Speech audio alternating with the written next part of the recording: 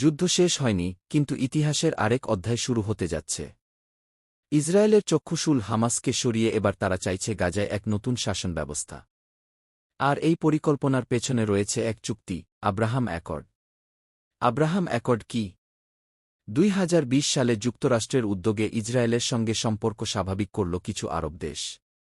প্রথমে সংযুক্ত আরব আমিরাত, পরে বাহরাইন, সুদান, মরক্কো। এটাই আব্রাহাম অ্যাকর্ড।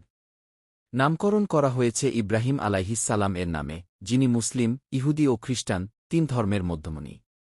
কিন্তু এখন প্রশ্ন, এই চুক্তির বাস্তব প্রয়োগ কোথায়? ইসরায়েল এখন গাজায় হামাসের জায়গায় এমন একটি প্রশাসন চায়, যা হবে আরব ৪ দেশের যৌথ নিয়ন্ত্রণে। যেমন মিশরের নিরাপত্তা বাহিনী, জর্ডানের পুলিশ, সৌদি আরব ও আমিরাতের অর্থনৈতিক সহায়তা, আর যুক্তরাষ্ট্র থাকবে ছায়ায়। উদ্দেশ্য কি?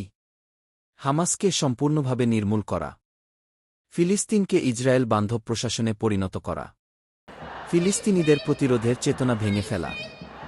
ঝুঁকি কি? এই পরিকল্পনায় ফিলিস্তিনিদের কোনো সম্মতি নেই। এটা এক ধরনের রাজনৈতিক দখলদারি। যদি এই প্রশাসন বসেও যায়, সেটি ফিলিস্তিনিদের প্রতিনিধিত্ব করবে না। ফলে গাজা আবার হবে বিদ্রোহ ও রক্তপাতের কেন্দ্র।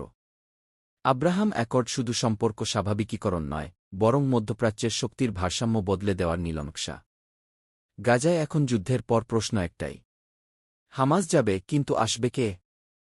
এবং শোনো, লাল সাবস্ক্রাইব বাটনটা যেন আগুনে পুড়ছে। একটু ছুঁয়ে দাও, কুল হয়ে যাবে।